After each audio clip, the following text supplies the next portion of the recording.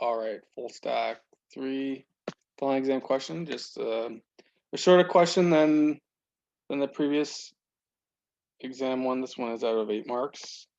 And what we want to do is just to build a simple program, ping pong simulation. And when I mean that, it's really just uh, firing requests and getting a response back and forth using Node.js fundamentals, event emitters, and say some asynchronous code. So the first stage is just 4 marks. There's 2 stages. This one is just using event emitters. So we want to use them in this way. We want to create a function called play game that will take as a parameter uh, the number of rounds or the number of times to trigger this.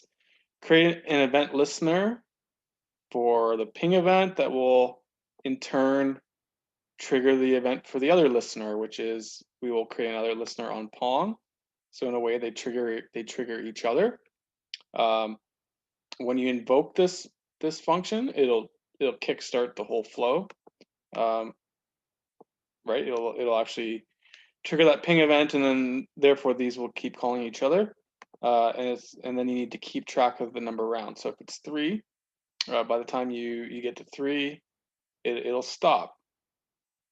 It'll stop very simply. So I'll just demo this quickly here to demonstrate the two steps. So when I enter this right away, it'll output right away. I don't have to do this video again, to be honest. Where am I? I have to do node. Okay, remember when you're coding to actually use the node command line, otherwise your program's not going to run, right? Okay, so there you go. You see how it just quickly. I'll do it again here. I'll clear this out. Use node. It'll quickly just output right away, right, directly. So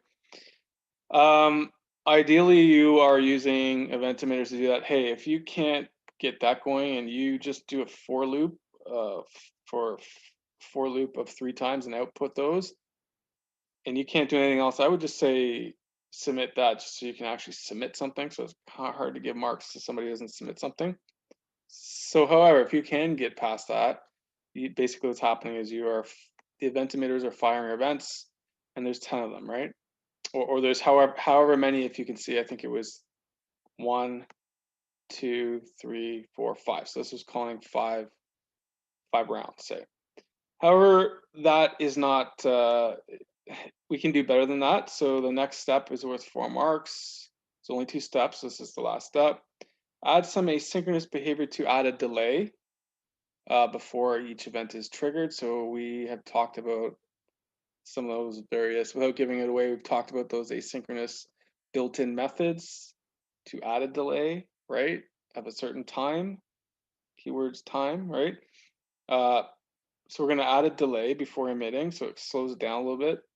Add an output for the round, so you're already keeping track of the count. Just output it just for uh, usability, I guess, a little bit, and then keep track of when the round is completed.